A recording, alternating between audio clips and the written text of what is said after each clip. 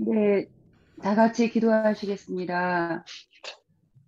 사랑이 많으신 하나님, 은혜를 감사드립니다. 예수 그리스도의 사랑을 저에게 보여주시고 구원의 은혜를 허락하여 주셔서 저희 모두를 교사로 불러주시고 또 사랑하는 영혼들을 맡겨주심으로 그들을 축복할 수 있는 자리에 저희를 세우시며 감사드립니다. 특별히 하나님 감사를 드리는 것은 저희가 부족하지만 하나님 배울래요 섬길래요를 통해서 예수 그리스도의 사랑을 다시 한번 확인하고 교사로서의 사명을 감당케 하심을 감사드립니다. 저희가 지난주 말씀을 들으면서 저희 자신이 우리의 경험을 나누지 않았나 또는 말씀의 교만한 자리에서 우리에게 맡겨주신 영혼들을 대하지 않았나 회개하며 뒤돌아보았습니다. 저희의 이 시간을 통하여서 새로 거듭난 자리가 되게 도와주시고 변화되는 사회 가운데에서도 그 어려운 환경 가운데서도 예수 그리스도가 생명임을 전할 수 있는 귀한 시간들이 될 수 있도록 하나님 인도하여 주시옵소서.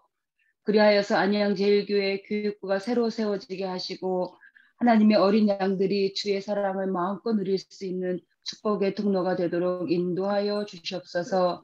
특별히 말씀으로 세우신 박동진 목사님을 위해 축복합니다. 하나님 사랑하는 종이 그 하나님의 그 말씀의 그 위대하고 강건하며 오묘함을 온 세계에 전할 수 있도록 인도하여 주시옵소서.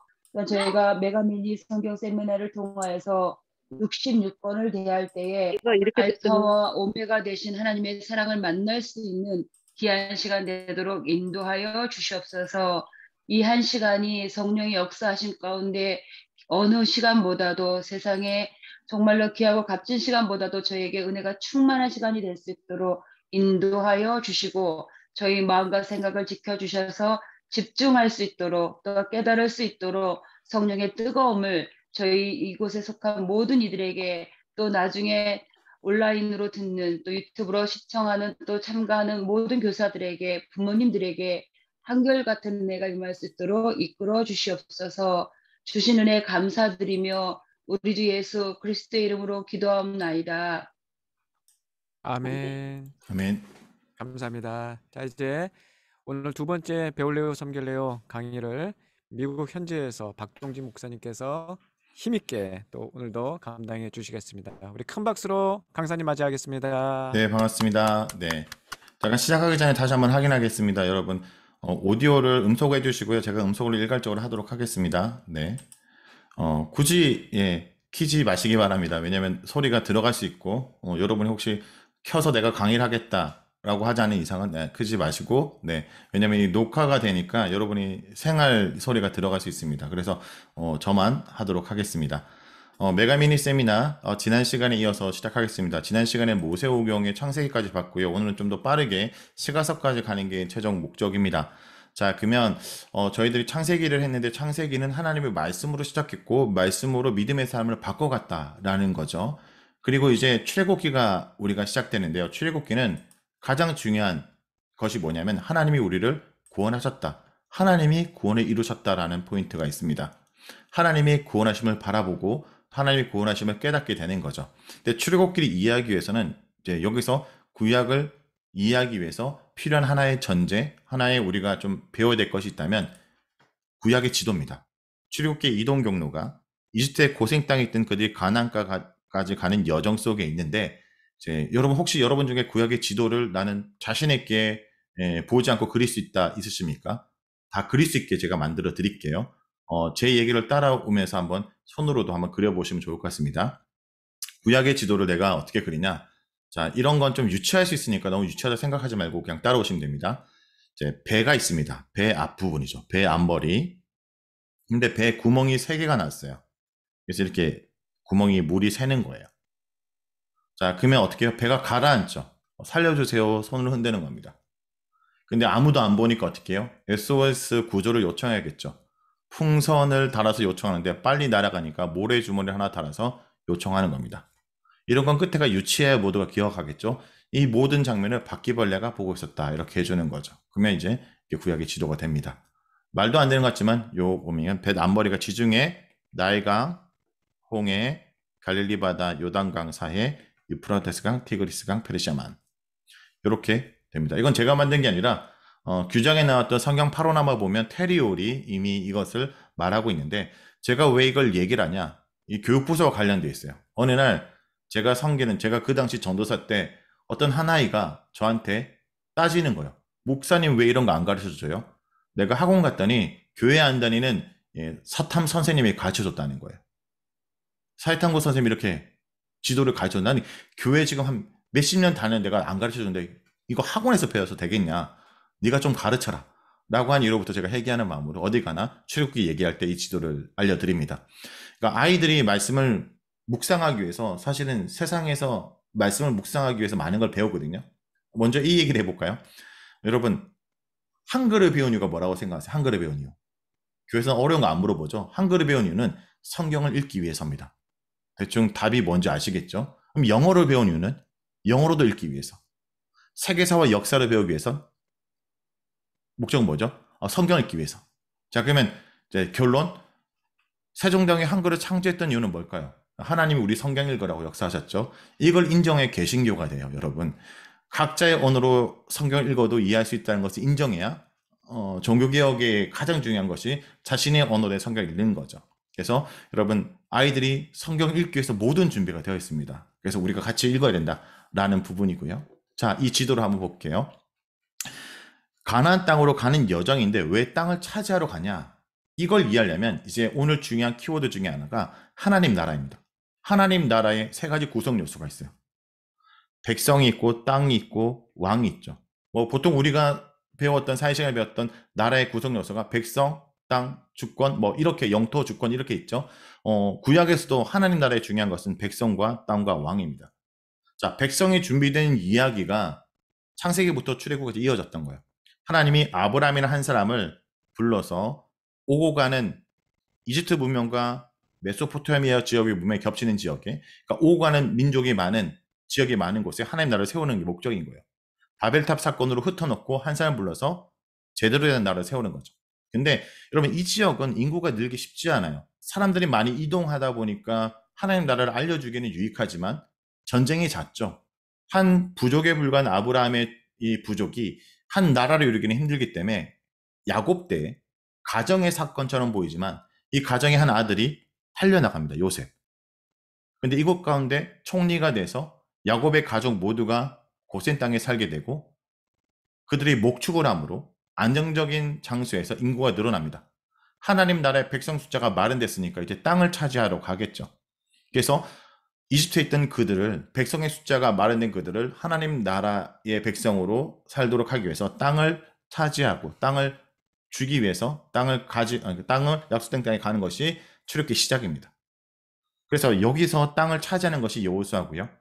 그리고 땅을 차지한 다음에 하나님을 왕으로 섬겨야 되는데 그렇지 않게 살아감으로 문제가 생기는 것. 소견에 오른 대로 행하는 주제가 바로 왕에 대한 주제부터 해서 또 룻기, 한 여인의 믿음의 선택을 통해 사무엘서 한 사람의 믿음의 고백을 통해 왕이 세워진 이야기까지 가는 것이 성경의 기본적인 이 앞부분의 스토리입니다. 그러면 출애굽기를 볼게요. 출애굽기를 묵상할 때 우리가 해야 될 거. 여기 파란색 글자는 제가 쓴 게 아니라 누군가 쓰신 건데 이거 지우세요. 네. 감사합니다. 네. 여러분이 필기하면 이게 우리 모두 같이 보게 되니까 네. 저만 그리도록 하겠습니다. 출애굽기를 묵상하는 세 가지 포인트가 있는데 첫 번째, 출애굽기를 묵상할 때는 이스라엘 백성의 신분의 변화를 좀 살펴보세요. 이스라엘 백성의 앞부분에는 이런 신분인데 뒤에는 어떻게 신분이 바뀌냐. 그리고 출애굽기를 묵상할 때 이 출애굽 사건과 모세의 모습을 통해 출애굽을 어떻게 하냐, 그 과정을 좀 보고요. 또 중요한 것은 출애굽한 이후의 모습을 봐야 돼요. 출애굽기 20장부터 40장까지는 율법과 성막에 대한 얘기인데 출애굽을 구원했던 사건뿐만 아니라 그 출애굽한 이후에 그들에게 하나님이 무엇을 명령하는지도 우리가 좀 잘 살펴봐야 됩니다. 모세가 등장하기 전에 이스라엘 백성의 모습을 자꾸 우리에 많이 빗댑니다. 그 이유는 죄로 노예로 된 우리의 모습과 유사하기 때문이죠. 바로 왕 밑에 죽어가고 있는 것이 출애굽기 1장의 이스라엘 백성의 신분입니다. 그러니까 출애굽기 1장은 바로 왕 밑에서 죽어가고 있던 이스라엘 백성이 하나님을 왕으로 모시고 하나님의 소유된 백성으로 신분이 바뀌는 것에 있어요. 그러므로 여기서 하나 정리할게요. 구원이란 죽다 살아난 개념에 그치는 것이 아니라 통치자가 바뀌는 거예요. 중요합니다. 구원이란 통치자가 바뀐 사건이에요. 죄에 노예됐던 우리, 바로 왕에서 노예로 됐던 이스라엘 백성이 하나님을 왕으로 모시고 예수 그리스도를 나의 구주로 모시고 살기로 결정한 사건, 이것이 구원이에요. 그 과정 속에 우리가 죽다 살아나게 된 거죠. 그러니까 죽다 살아서 끝난 것이 아니라 그 이후의 삶을 생각하려면 결국 통치자가 바뀐 개념이죠. 근데 우리가 좀 의아할 수 있어요. 왜냐하면 창세기에 보면 이스라엘 백성이 이집트에서 한양을 받거든요. 근데 왜 이스라엘 백성이 노예가 되었지? 그 이유에 대해서 이렇게 얘기하죠. 요셉을 알지 못하는 새 왕이 일어났다. 왕조가 바뀐 거예요. 여러분, 조선시대 드라마 보면 그 전 왕을 따르는 계파가 있는데 다른 계열의 사람들이 왕이 되면, 왕조가 바뀌면 역적이 되죠. 당연히 그 전 왕을 섬겼던, 그 전 계보의 왕이 아닌 새로운 계보의 왕이 서면 그 전 왕을 섬겼던 자들은 자연스럽게 역적이 되고 배제가 되는 민족이 되는 거예요. 이스라엘 백성이 그렇게 된 거죠. 그래서 그들은 뭡니까? 가혹한 노동력으로 착취당하고 있고, 그리고 그 인구들은 늘어나면 안 되니까 아이가 태어나면 죽이도록 하는 일들이 벌어집니다. 그러니까 이스라엘 남자들은 노동력에서 죽어가고 있고, 태어난 아이들은, 남자아이들은 다 강에 버려지죠. 모두가 나일강에 버려지고 죽어가고, 그때 그 강에 건진받는 하나의 인물 모세를 통해 이스라엘 백성의 운명이 어떻게 전개될지를 앞부분에 얘기합니다. 그래서 노예된 백성에서 소유된 백성으로 통치자가 바뀐 사건이 출애굽기고요. 출애굽기는 이렇게 전개가 돼요. 1장부터 18장. 여러분, 출애굽기를 아이들이 뭐냐고 하면 심플하게 세 가지로 정리하면 돼요. 이집트로부터 나온 얘기가 1장부터 18장. 19장은 신의 산. 20장부터는 40장까지는 성막과 율법. 자, 이건 뭐냐면 하나님을 왕으로 모시니까 왕인 하나님의 법을 따라야 되죠. 왕이 바뀌었잖아요. 율법. 그 왕과 함께 살아야 되죠. 성막. 이렇게 이해하시면 돼요. 구원받은 이유로 하나님을 왕으로 모시는 삶을 위해서 율법과 성막에 대한 얘기. 그리고 출애굽기의 과정 속에 가장 다이나믹하고 우리가 가장 많이 언급되는 것이 10장. 10장의 기본적인 9번째 재앙은 이집트의 신들은 거짓을 폭로하고 여호와 하나님이 참신한 걸 얘기하는 것이고요. 10번째 재앙에서 우리가 주목할 것은, 여러분, 9번째 재앙까지는 이스라엘 백성이 무언가를 하지 않아도 하나님이 자연스럽게 그 재앙의 일을 배제시켰는데, 10번째 재앙은 어린 양의 피를 문서주에 발라야 돼요. 10번째 재앙만큼 이스라엘 백성들이 이런 행동을 해야 되고, 이 행동에 있어서 이스라엘 백성뿐만 아니라 이집트에 있던 잡족까지도 이 행동을 같이 할 때 구원받습니다. 그래서 이 사건은 결국 예수 그리스도의 피를 흘리는 이 보혈의 사건과도 연결되는 부분이 있다라는 것. 그래서 이 출애굽기의 사건이 신약에서 예수님의 이 사건과 연결을 짓고 있습니다. 성경. 그들이 이렇게 출애굽에서 시내의 산에 도착했습니다. 시내의 산에 도착했고 그곳 가운데 하나님이 그들과 함께하기 위해서 언약을 맺죠. 나는 너희의 하나님 되고 넌 내 백성이 된다 라는 언약이 체결되면서 너희가 나를 왕으로 모시기 때문에 너희들이 이런 법을 따라야 돼. 율법 그리고 성막. 율법은 뭐냐면 하나님과 함께하기 때문에 지켜야 되는 거예요. 이제 하나님을 왕으로 모시니까 그 왕의 법을 따라야 되니까 그 대표적인 법이 십계명. 십계명은 하라와 하지 말라로 나타나는데, 구약을 보면 248개 하라와 365개 하지 말라가 있어요. 근데 그것을 모아놓으면 심플하게 하면 10개의 계명으로 정리할 수 있죠. 10개의 개념을 예수님이 더 심플하게 하나님 사랑, 이웃 사랑으로 정리하시죠. 자, 성막은 뭐냐면 하나님을 왕으로 모시는 공간이에요. 하나님이 신의 산에 머물러 있으면 어떻게 돼요? 그들이 하나님 만나기 위해서 갖고 가다가 뒤로 돌아가야 되죠. 근데 하나님 왜 신의 산에서 성막으로 내려올까요? 그들과 함께 강야를 걷기 위해서, 그들과 함께하기 위해서, 그들의 왕이 되고 그들의 하나님 되기 위해서 성막으로 오시고, 신의 산에 계신 하나님이 성막으로 와서 성막의 다른 이름이 이동하는 신의 산이에요. 근데 나중에 이 성막이 가나안 땅에 들어가서 뭐가 돼요? 성전의 형태가 되죠. 근데 성전으로 끝날까요? 사람들이 성전 안과 성전 밖이 다른 삶을 사니까 아예 그 성전이 우리한테 들어와서 예수를 통해서, 오순절 사건을 통해서 우리가 성전이 되는 사건. 그럼 이걸 통해서 깨닫는 하나님은 어떤 분이에요? 계속 우리에게 다가오는 분이에요. 우리와 날마다 함께 하시는 분이라는 것을 알 수 있습니다. 출애굽기를 정리해 보겠습니다. 출애굽기는 1장부터 18장까지 애굽에서 나오는 얘기, 19장부터 40장까지는 광야에서 하나님과 함께 하는 내용입니다. 1장에서 노예로 핍박받던 그들이 40장에서 하나님의 돌봄을 받으면서 끝나요. 신분이 변했죠. 이것을 통해 출애굽기는 구원받은 우리가 어떻게 살아야 되는지를 보여줘요. 바로 노예된 백성에서 하나님의 소유된 백성으로 살아야 되죠. 오늘 하루 하나님의 세상의 노예가 아니라 하나님의 소유된 백성으로 살아가야 되는데, 그러기 위해서는 뭐예요? 바로 하나님의 말씀, 통치를 따라 사는 삶이 하나님의 소유된 백성으로 삶이다 라는 걸 보여주는 것이 출애굽기입니다. 구원의 모델과 구원받은 우리의 삶이 무엇인가? 율법, 하나님 법을 따라야 되고 성막, 하나님과 함께 거하는 삶을 살아야 된다라는 걸 보여주는 거죠. 그 다음에 레위기입니다. 레위기 하면 여러분이 가장 많이 생각나는 게 뭐죠? 거룩이라는 이슈죠. 자, 레위기가 거룩입니다. 거룩, 왜 거룩이 요구될까요? 하나님과 함께 거하고 있기 때문이에요. 시내산에 도착한 이후로부터 이제 레위기, 민수기 10장까지 그들이 시내산에 머물러 있습니다. 그곳 가운데 하나님 백성이 어떻게 살지를 말하는 데 있어서 중요하게 얘기한 건 거룩이죠. 여러분 생각해 보세요. 이집트에 살았습니다. 이집트에 살았던 그들이 이제 구원을 받고 새로운 나라를 형성할 기대에 부풀을 때 그들이 어떤 꿈을 꿨을까? 인간적으로 우리가 이집트처럼 거대한 제국이 되기 원했죠.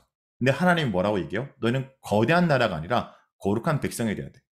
우리가 예수를 믿은 다음에 우리가 인간적으로요. 예수 믿었기 때문에 내가 세상 가운데 거대해지고 잘 나가기 원하죠. 근데 하나님 우리에게 하는 건 뭐죠? 너희는 거룩한 삶을 살아야 돼. 너희는 거룩한 백성이야. 라고 얘기를 하는 거예요. 이 거룩이 사실은 언약과 연결됩니다. 거룩은 언약의 표준 공식 속에 들어가요. 무슨 얘기냐면 나는 너희 하나님이다. 너희는 내 백성이다. 그래서 내가 너희 중에 거할게. 그러므로 너희는 거룩해야 돼. 이렇게 연결되는 거예요.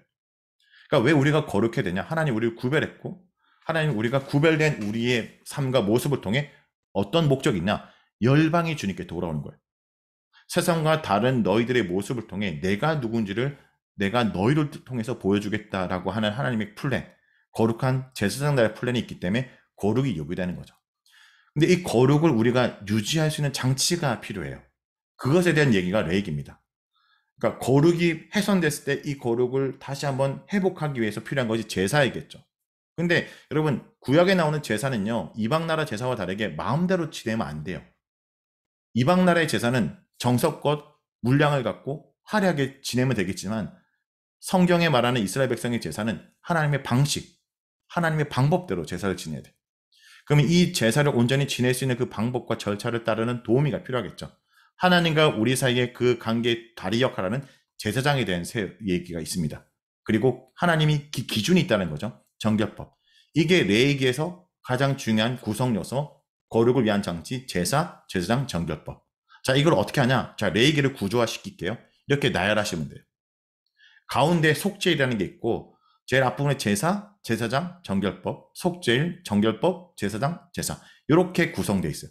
레위기가 복잡한 것 같죠? 여러분 레위기를 막 다 외우려고 하지 마십시오. 그냥 이런 구조가 되어 있고 성문서, 법전 읽을 때는 그 법 정신을 이해하면 돼요. 레위기가 어려운 이유 중에 하나는 뭐냐면 이 레위기의 글의 양식이 법전이기 때문에 우리가 익숙치 않죠. 시편은 우리가 익숙하잖아요. 시라는 양식. 복음서는 익숙하죠. 내러티브 본문.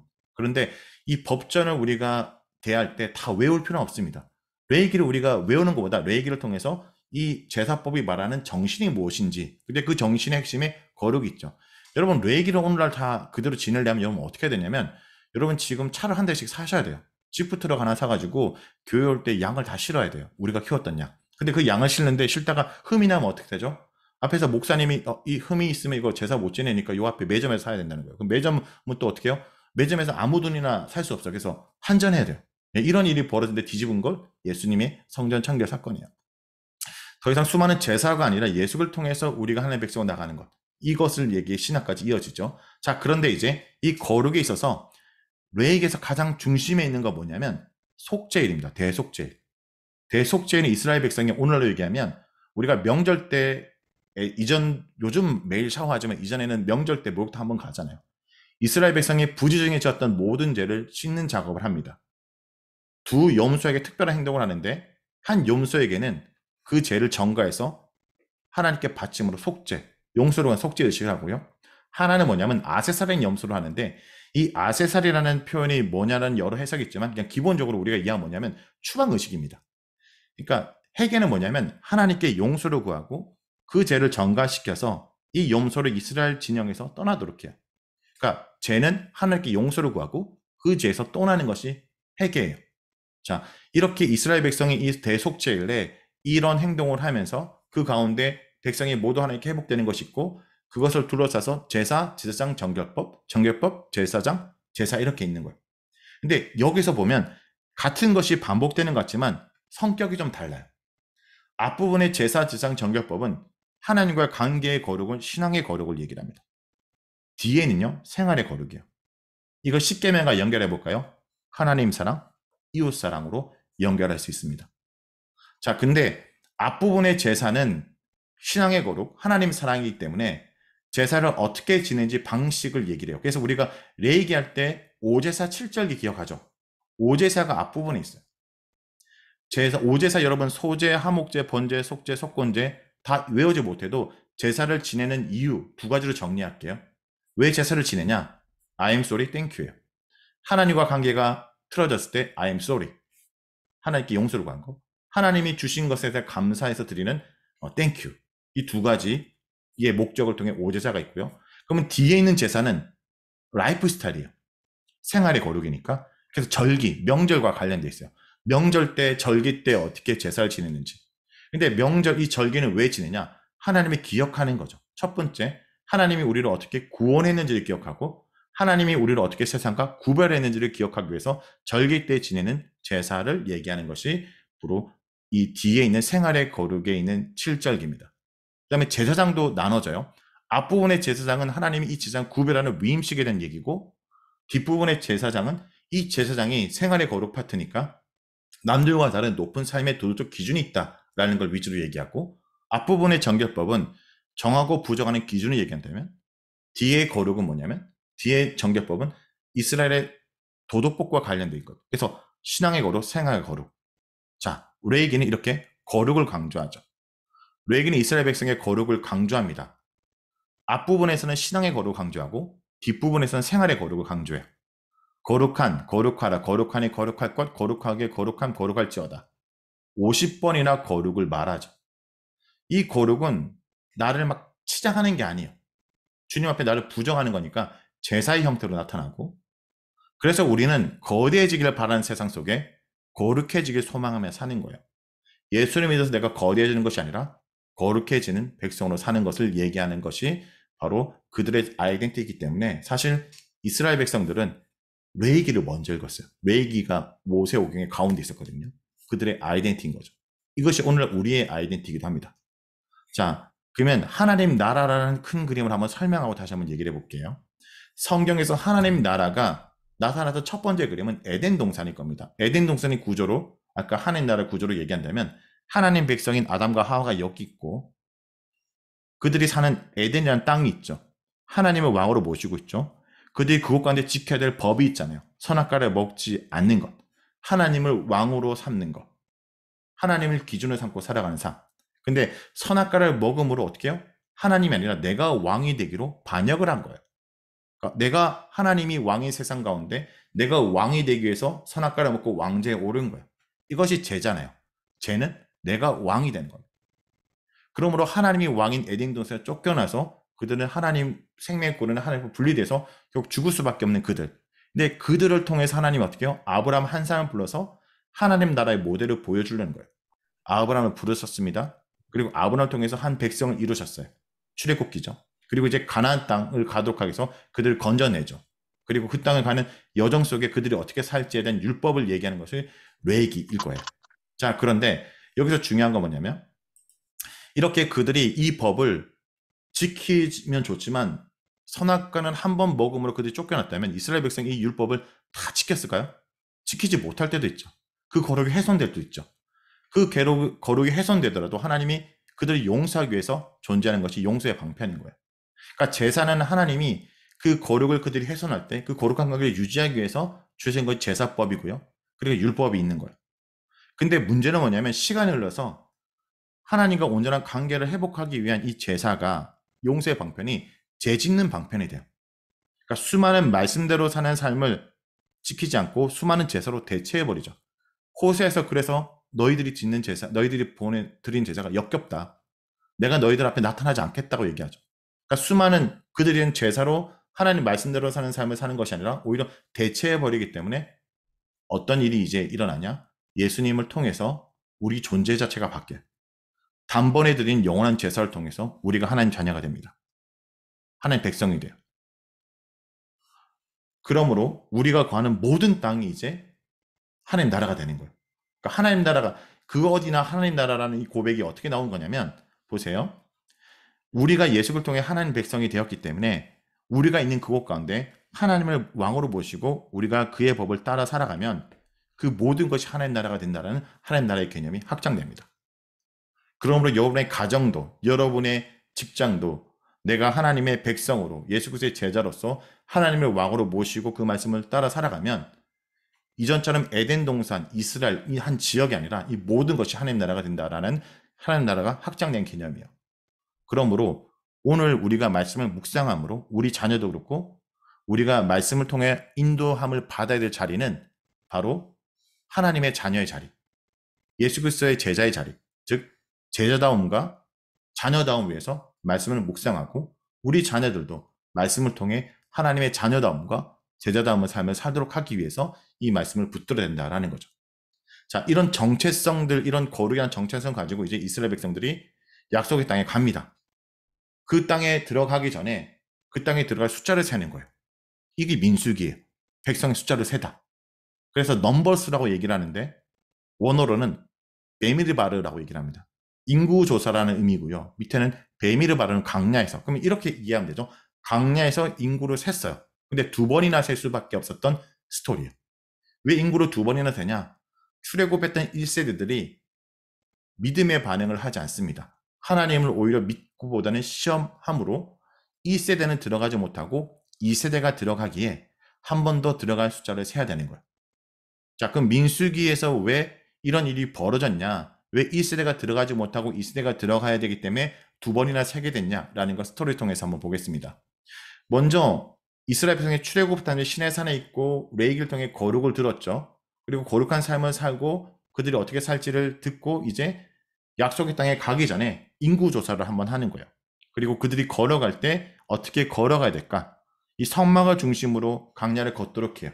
이건 뭡니까? 하나님의 중심의 삶을 살도록 다시 한번 그들의 대열을 정비하고 다시 한번 거룩 얘기를 듣고 이제 발을 딛습니다. 근데 문제는 뭐냐면 그들이 출발하자마자 바로 불평분만이 시작돼요.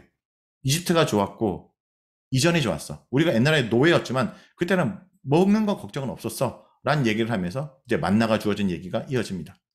그리고 이제 불평분만이 모세를 향한 원망과 반항으로 이어져요.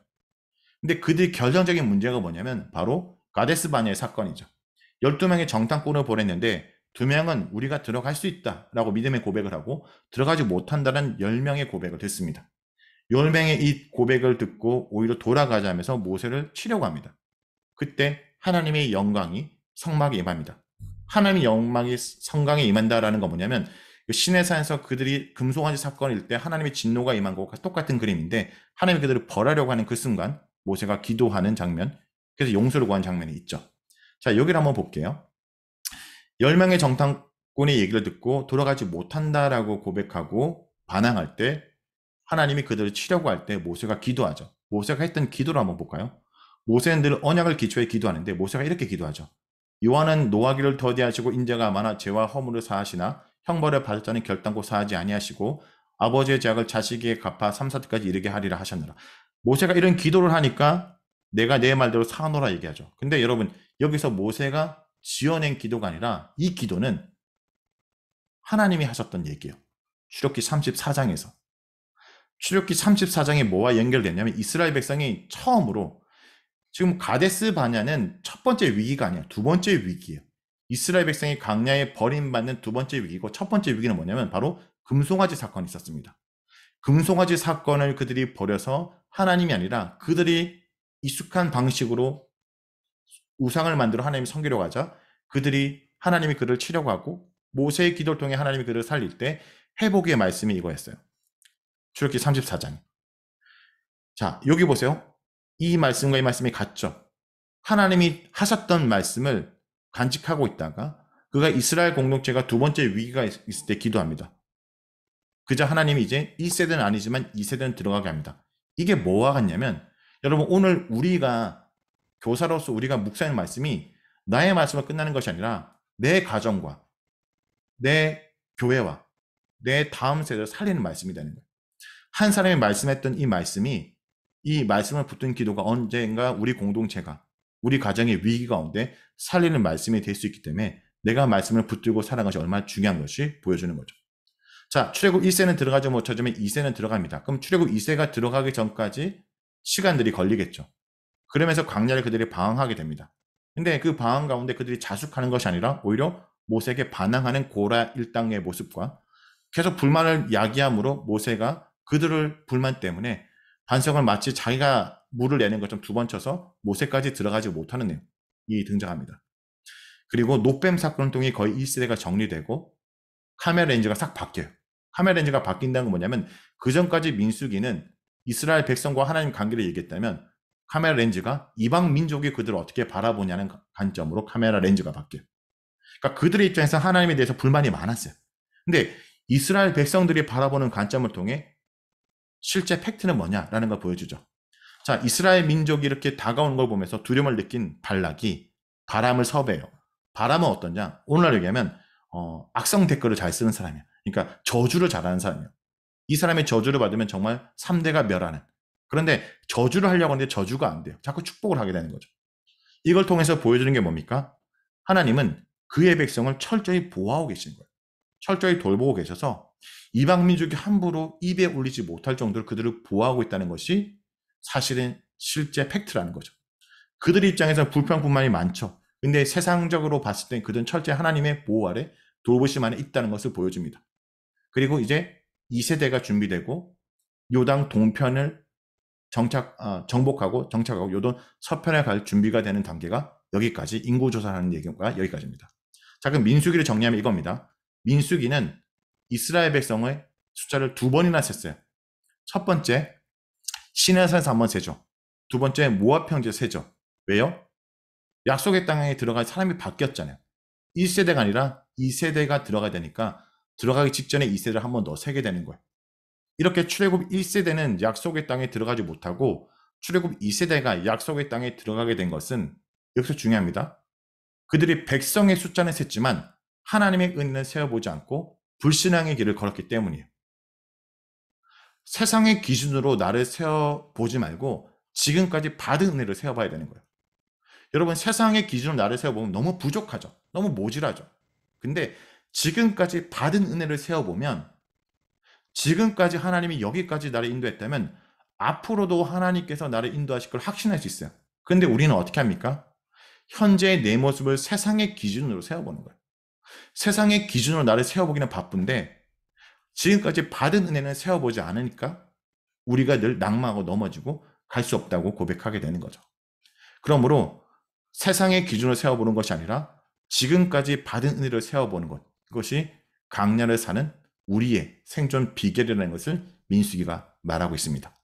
자, 이렇게 약속의 땅을 앞두고 인구를 2번 센 얘기가 끝나면 이제 들어갈 1세, 2세대들에게 너희가 그 땅에 들어가선 이렇게 살아야 돼. 그러니까 땅을 들어가게 되고 땅을 들어간 사람들에게 그 땅에 사는 방법을 얘기하는 것이 신명기입니다. 신명기는 2가지를 얘기해요. 너희가 그 땅에 가서 이렇게 살아야 되니까 이렇게 하나님 왕으로 모시는 율법이 이런 거야. 그리고 너희가 이렇게 살게 된 이유를 말하는 역사를 얘기해요.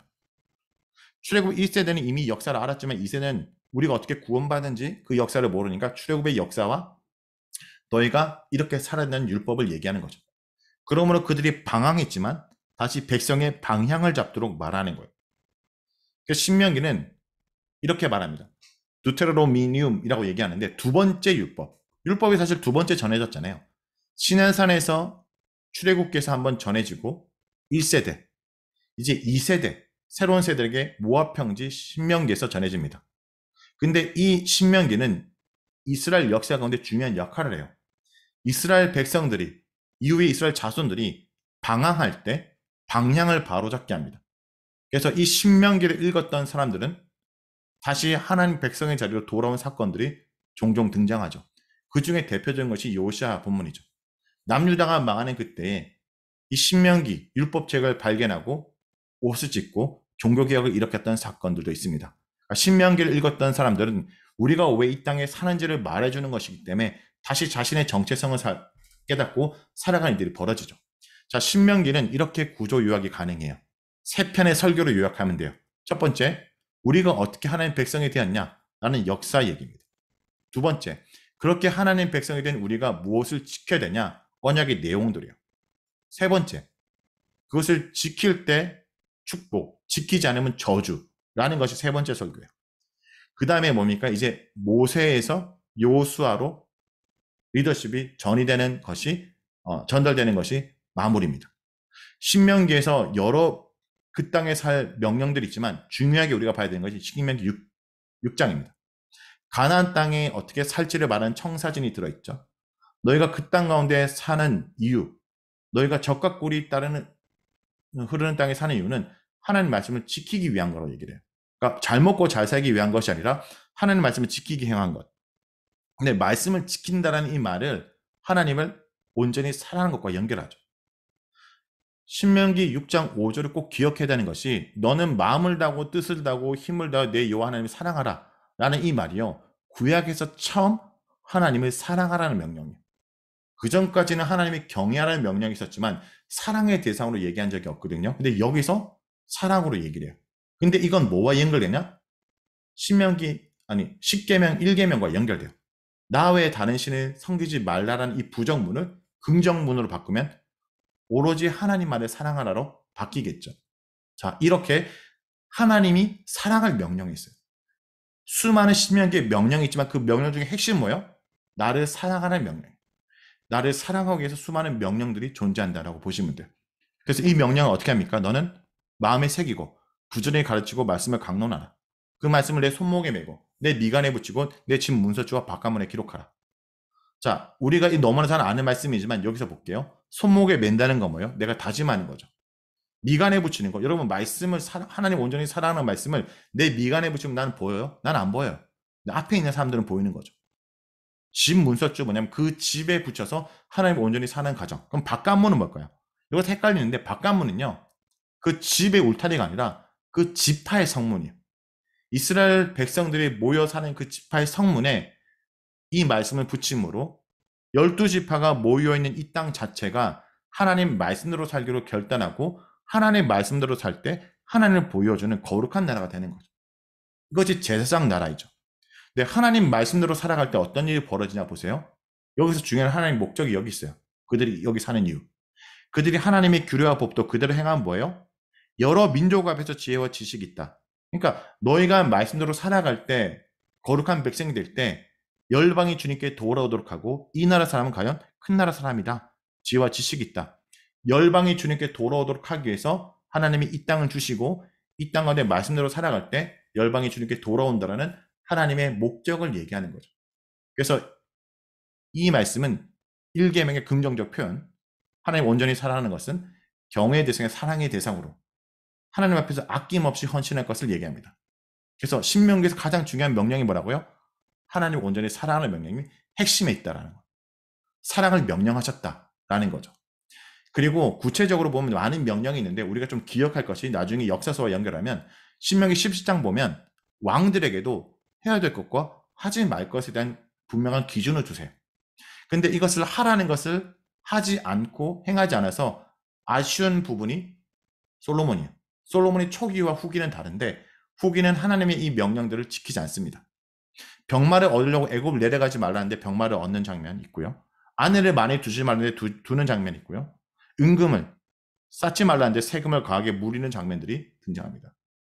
하라는 내용도 있죠. 근데 하라는 내용을 지켜 행함으로 회복했던 얘기가 요시아 본문이에요. 하나님의 율법, 그러니까 말씀을 등사본에 기록하고 날마다 읽으라고 했는데 이걸 안 읽다가 요시아 왕 때 읽게 되죠. 그래서 종교개혁이 일어난 얘기가 등장합니다. 수많은 명령이 주어집니다.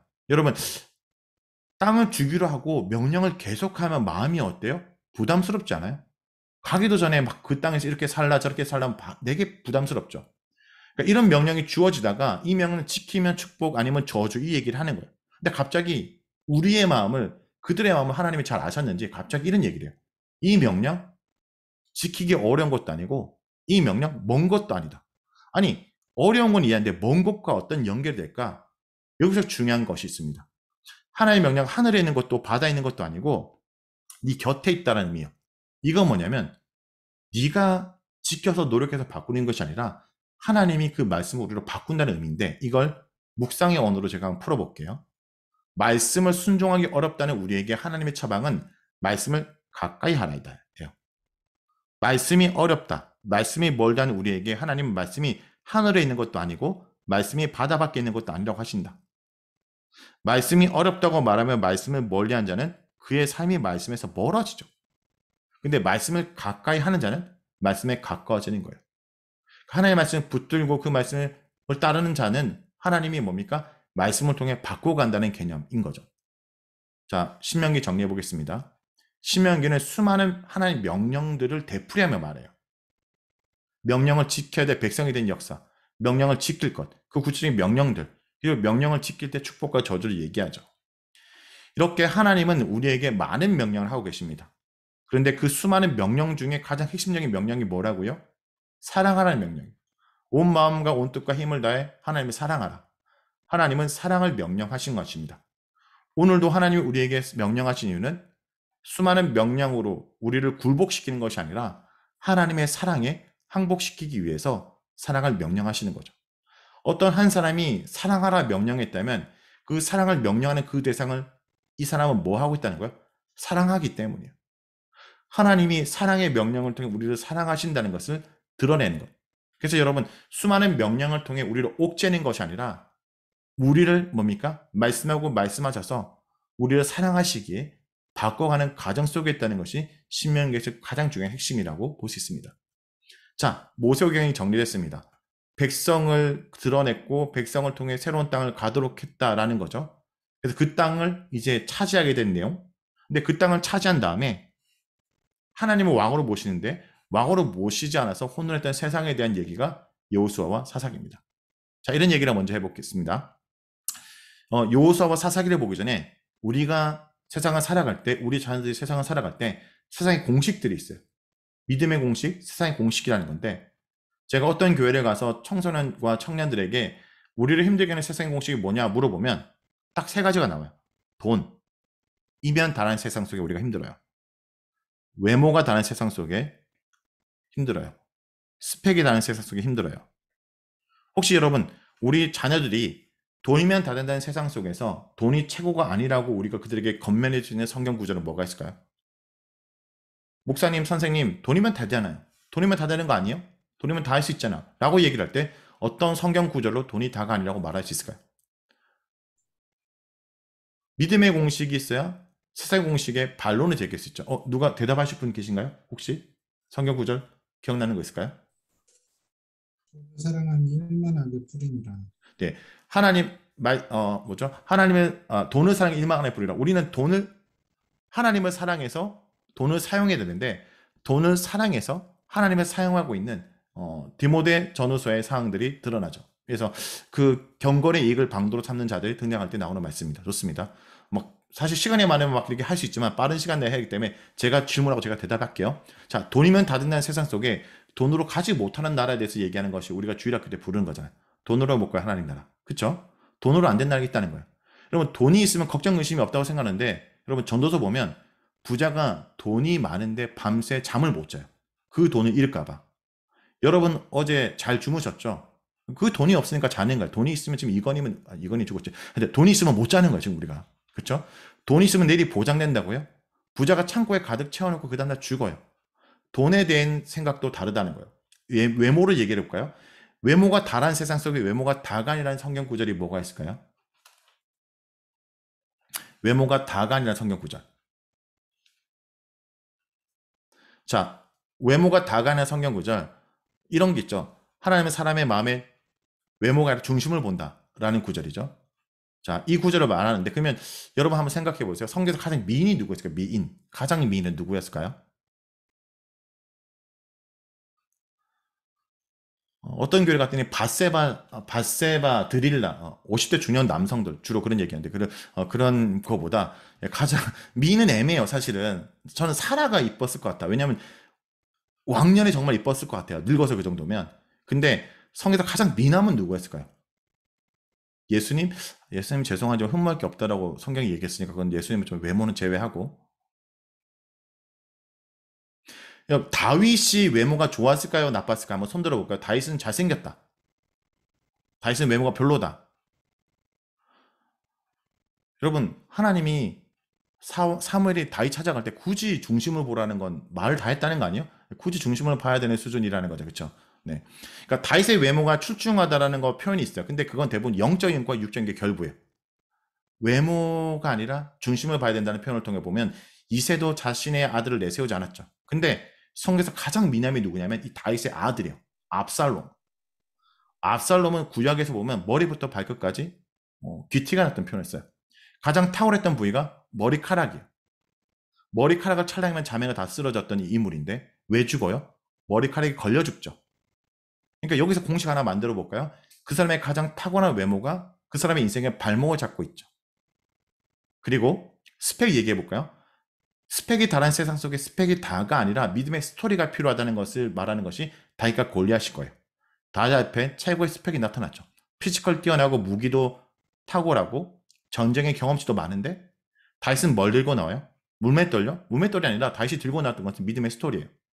사울에게 얘기하죠. 내가 날마다 양을 칠 때 들짐승이 올 때 하나님 나와 함께함으로 그들을 물리쳤던 얘기를 하면서 믿음의 스토리가 세상의 거대한 스펙을 무너뜨리죠. 제가 하고 싶은 얘기가 이겁니다. 말씀으로 믿음의 공식을 만들어 놓지 않으면 인생의 문제를 나도 모르게 세상의 공식을 풀게 되는 거예요.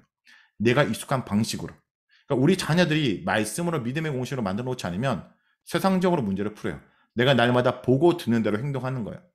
말씀을 묵상하고 말씀을 봐야 믿음의 선택을 할 수 있어요. 저는 이렇게 생각해요. 믿음의 선택은 믿음의 데이터가 쌓여야 되는 거예요. 날마다 말씀을 통해 말씀의 공식이 쌓여야 되는 거예요. 그래서 신앙생활을 분별하는 거라는 거죠. 자, 그런 의미에서 그들이 그 땅 가운데 살아갈 때 말씀을 지킬 때 승리하는 얘기가 여호수아 본문이에요. 말씀을 지킴으로 땅을 차지한 얘기예요. 땅을 정복하는 얘기가 앞부분, 그리고 분배하는 얘기가 중간, 그 다음에 고별 설교가 있는데 땅을 정복한 얘기를 보면 여호수아가 약속의 땅까지 이끌어간 얘기, 6장부터 12장은 그들에게 전투하는 얘기, 그리고 땅을 하나님 말씀대로 분배하고 여호수아에서 이제 이스라엘 백성이 어떻게 살지를 땅을 다 차지한다고 말한 얘기가 여호수아 본문의 흐름입니다. 여호수아는 자연스럽게 모세와 연결돼요. 모세의 사역이 연장되기 때문에 사실 모세가 가나안 땅에 들어가지 않아서 실패한 것이 아니라 그 여호수아 사역으로 이어지고 있는 거예요.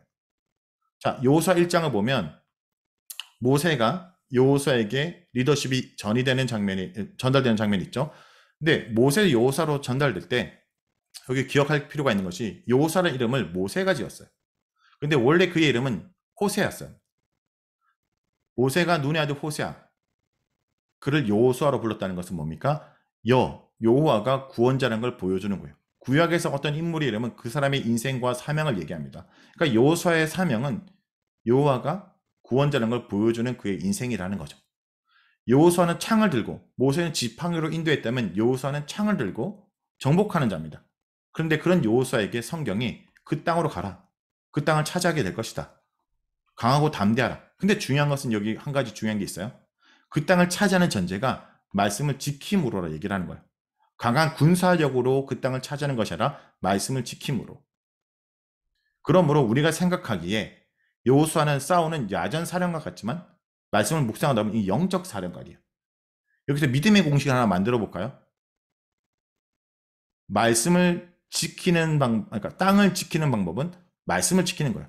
내 가정을 지키는 것은 내 힘으로 내 가정을 지키는 것이 아니라 말씀을 지키는 거예요. 내 자녀를 지키는 방법은 내 힘으로 내 자녀를 지키는 것이 아니라 말씀을 지킬 때 가능하다는 거죠.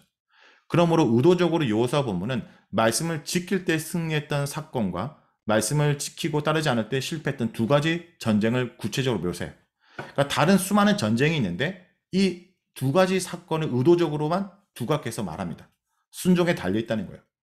도저히 이길 수 없는 전쟁을 하나님의 말씀을 지킴으로 승리한 사건과 마땅히 이길 수 있는데 불순종함으로 패배했던 사건. 그래서 말하는 거예요. 땅을 지키는 방법은, 내 삶을 지키는 것은 말씀을 지키는 거다라는 거예요. 내 힘으로 지키는 것이 아니라. 아이성 사건은요, 그들이 여호수아 여리고성 전쟁에 승리에 도취한 나머지 마땅히 이길 수 있다고 생각하고 하나님께 묻지도 않고 나아갔고, 그 여리고성 전쟁에 하나님이 노량물을 취하지 말라 했는데 그걸 취했던 사건이 그 뒤에 있습니다. 패배의 원인은 돌아보지 않고 묻지 않았기 때문이에요. 여리고성 승리에 도취한 그들은 자신이 주님을 잘 따르고 있는지 돌아보지 않았고 전쟁을 앞두고 묻지도 않았습니다. 날마다 주님께 묻고 자신을 돌아보지 않으면 날마다 주님을 따르지 않으면 결국 세상에 쫓기는 거예요. 오히려 세상에 쫓기는 일이 벌어진 거죠. 그래서 아이성 사건 이후로 아간의 죄를 발견하고 정리하고 다시 여호수아가 창을 들고 있습니다. 이것이 모세가 지팡이를 들고 기도하는 모습과 유사해요. 모세가 지팡이 들고 기도할 때 여호수아가 싸웠다면 이제 여호수아가 창을 들고 있고 이스라엘 백성이 싸워서 승리하고, 이거 여기 보면 여호수아 8장 보면 이거 신명기 27장에 아멘의 유래가 나오는데 그 아멘이라고 말했던 장면이 실현해요. 이스라엘 백성을 두 지정을 나누고 한쪽은 저주, 한쪽은 축복을 선언하면 그들이 아멘 아멘 외쳤어요. 우리가 말씀을 순종하면 축복, 아니면 저주란 걸 외치고 그 땅에 들어갔던 사건이 진행되죠. 그리고 본격적으로 말씀을 순종해서 빠르게 땅을 정복합니다. 하나님이 함께함으로 그들이 승리할 때 두 가지 반응이 있어요. 첫 번째, 그들의 신분을 속여서 이 백성에 속하기 위한 기본 족속이 있고 끝까지 대항하는 가나안 왕들이 있습니다. 하나님은 이스라엘 편에 선 것이 아니라 하나님 편에 선 자들을 하나님의 백성 삼으셔요. 그래서 여호수아 본문 속에서 하나님 편에 서기로 결정했던 기생 라합도 있고 이 기본 족속도 있어요. 근데 가나안 왕들은 저항하죠. 근데 여러분 보세요. 땅을 정복하고 봤더니 이 왕들의 숫자가 31명. 이 좁은 땅덩어리에 수많은 왕이 있었다는 건 뭐예요? 서로가 죽고 죽이며 서로의 것을 노략물에 취하고 살아갔던, 서로가 왕이 되기 위해서 각축전을 벌여졌던 악한 세상에 하나님이 오셔서 왕이 되는 사건이 바로 이스라엘 백성이 그 땅을 정복한 사건인 거죠. 그리고 그 땅을 정복한 다음에 땅을 분배합니다. 말씀대로 땅을 분배하는 거예요. 그리고 이 과정 속에 돋보인 인물이 뭐죠? 갈렙이죠. 여호수아만 드러났다가 우리가 잊고 있던 갈렙이 여기 등장해서 이 산지를 내게 주소라고 합니다. 근데 여기서 중요한 거 한 가지가 있어요. 여러분, 갈렙은 이방인 출신이라는 거 아세요? 유다 지파에 속했지만 원래 여분네 아들 갈렙. 그나스 사람 여분네 아들이라는 표현이 있어요. 그러니까 원래 갈렙은 이방 잡족 출신인데 이스라엘 민족으로 포함된 거예요. 그러면 갈렙을 통해 알 수 있는 거 뭡니까? 우린 갈렙을 이방인 출신이라고 생각하지 않죠. 너무나 믿음의 사람으로 생각하죠. 그러므로 한 가지 공식을 만들면요. 우리의 미래는 과거의 태생적 한계가 아니라 현재의 믿음의 태도에 달려있다는 거예요. 내가 과거에 어떤 출신이고 내 과거가 어떤지 상관없이 오늘 하나님에 대한 태도가 내 삶의 미래를 결정한다는 것을 알 수 있죠. 이 여호수아와 갈렙이 보여주는 사건입니다. 그리고 이제 여호수아 보면은 땅을 차지하고 분배했다면 이제 마지막 여호수아가 고별 설교하는 장면이 등장하죠. 그래서 이 고별 설교도 보면 행하신 일 기억하고 말씀을 지켜 행하고 여호와를 사랑하라. 그리고 이 말씀을 온전히 지키겠다 약속하며 기념비를 세우고 끝납니다. 자, 그래서 여호수아 본문을 쉽게 얘기하면 말씀을 지키라고 명령하고 시작하고 말씀을 지키겠다고 결단하며 끝나는 것이 여호수아 본문. 말씀을 지킴으로 땅을 차지하는 거죠. 여호수아서는 이스라엘 백성이 약속의 땅을 차지하는 이야기입니다. 1장부터 12장은 땅을 정복하고 13장부터 22장은 땅을 분배하고 23장부터 24장은 그 땅에 어떻게 살지를 말합니다. 그러나 여호수아서는 이스라엘 백성이 그 땅을 얼마나 잘 차지하는 것에 대한 관심이 없어요. 하나님이 다스린 땅에서 어떤 자들이 살아야 하는지를 말하고 있습니다. 그래서 여호수아서는 나의 종 모세가 내게 명령 그 율법을 다 지켜 행하고 라고 시작하고 하나님 여호와를 우리가 섬기고 그의 목소리를 우리가 청종하리라 라고 마무리합니다.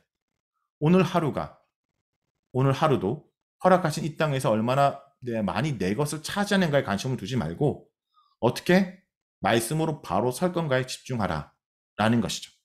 우리가 해야 되는 것은 많은 땅을 내 소유를 차지하는 것이 아니라 이 땅이 하나님 나라가 되게 하는 것이다. 말씀을 순종함으로 라고 말하는 것이 여호수아의 메시지입니다. 자, 다음은요. 이렇게 말씀을 순종함으로 그 땅을 차지했는데 그 땅을 살아가는 그들이 하나님을 왕으로 모시지 않고 자기가 왕이 돼서 또 가나안 이전의 백성들처럼 여호와를 알지 못하는 다른 세대가 등장한 걸 얘기를 합니다. 여기서 오늘 우리 교육부서와 연결되는 것이 사사기일 건데요. 다른 세대는 뭐냐면요. 교회는 다니고 있어요. 우리로 얘기하면. 근데 하나님이 누군지를 말씀을 통해 모르는 거예요. 성경에서 뭐가 사라졌냐면 공동체가 함께 모여 하나님 말씀을 보는 행동이 사라지자 다른 세대가 사사기에 등장해요. 어릴 때부터 제사 지내는 익숙한데 제사 지내는 그 하나님 누군지를 모르는 거죠. 사사기에 보면요. 사사 중에 입다라는 자는 사사인데도 하나님이 무엇을 원하는지 잘 몰라요. 싸움은 하는데. 그래서 어떻게 해요? 사람을 바치겠다는 선언까지 하죠. 레위기만 읽어봐도 하나님이 사람을 바치는 인신제사를 싫어한다는 거 아는데 하나님께 제사는 지냈는데 하나님이 어떤 분인지는 전혀 모르는 일들이 벌어지게 됩니다. 이게 가난하라는 거죠. 그러면 사사기를 설명하는 방식이요. 사사기를 두 가지의 렌즈로 설명하는데 첫 번째 1장부터 16장은 12사사와 이스라엘 백성을 통해서 설명합니다. 이거 뭐냐면 렌즈로 얘기하면 그 당시에 여러 국가나 여러 위정자들의 렌즈. 그러니까 뉴스를 보면 나라들 얘기, 지도자 얘기를 통해서 한 나라를 설명하는 방식이 있고 17장부터 21장은 그 시대에 어떤 인물이 살았는지 그 일상을 통해 설명하는 방식이 17장부터 21장에 미가와 레이첩 사건.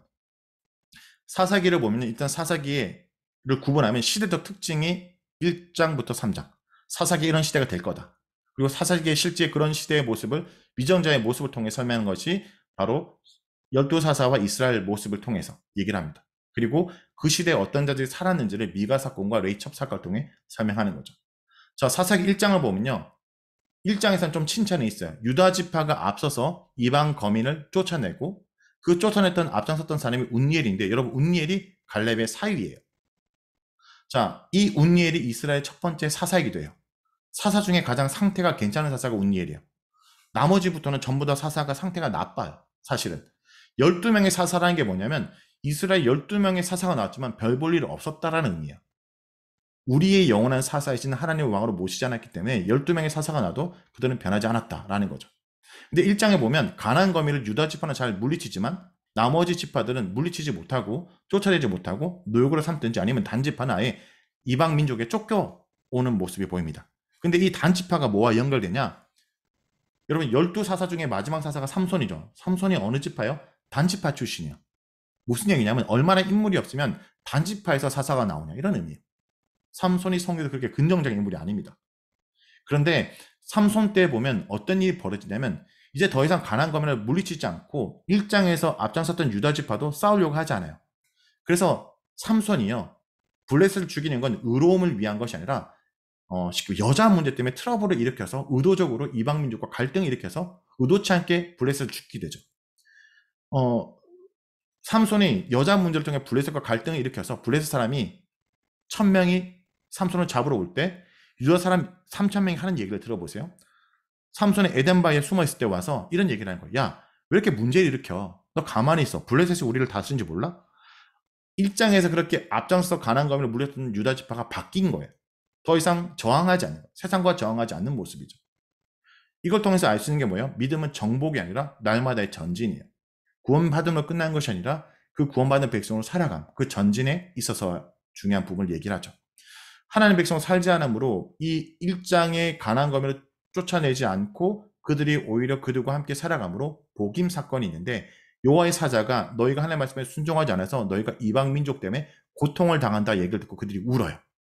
그런데 여러분 울지만 회개를 안 합니다. 회개하는 건 돌이키는 거잖아요. 레이기를 아까 보면 하나님께 용서를 구하고 그 죄에서 떠나는 건데 돌이키지 않아서 나중에 끝에도 또 울어요. 사사기는 울다 울면서 끝나요. 근데 마지막 울 때는 왜 우는지 아세요? 베냐민 지파를 다 그들이 죽여서 울어요. 그러니까 첫 번째 우는 것은 이방 민족 때문에 외부의 적 때문에 울다가 마지막에 울 때는 스스로 자멸해서 울어요. 하나님을 왕으로 모시지 않고 함부로 이방 민족에 고통을 당하고 하나님을 왕으로 모시지 않으니까 이전에 가나안 족속처럼 서로가 서로를 싸우면서 울게 되는 모습이죠. 믿음의 공식은 우는 삶이 아니라 울림이 있는 삶에 대해서 얘기를 합니다. 그리고 이 사사기 2장은 이런 시대가 왜 이런가? 바로 다른 세대, 하나님 말씀을 통해 하나님을 알아가지 않는 세대이기 때문에 이 시대는 타락에서 이방 나라의 압제를 받으면 그들이 부르짖으면 사사를 통해 구원하지만 또다시 잊어버리는 일의 반복, 나선현 하강 구조라고 얘기를 하는데 이것이 끊임없이 반복되죠. 우리가 기억할 것이 뭐냐면 사사기에서 그들을 괴롭혔던 적들이요 강한 게 아니에요. 이런 적들이 있는데 하나님이 그들의 손에 이스라엘을 넘긴 거예요. 그들이 죄를 지음으로 하나님이 그들을 이방 민족에 넘긴 거죠. 사사들도 여러분 기억할 것이요. 사사들은요 수준이 갈수록 떨어져요. 여러분 기드온 300용사 너무 강조할 필요가 없는 게 기드온의 300용사 사건 이후로 기드온은 오히려 이스라엘 백성을 더 타락한 인물로 얘기를 합니다. 그러니까 성경을 우리가 전체적으로 읽어야 이유가 여기 있어요. 오히려 성경에서 괜찮은 사사는 운니엘 말고는 없어요. 그리고 한번 사사를 설명해 볼게요. 사사 운니엘은 그래도 앞장섰던 갈렙의 정신에 이어받은 유일한 온전한 사사였다면 운니엘 다음에 등장한 사사가 에웃이죠.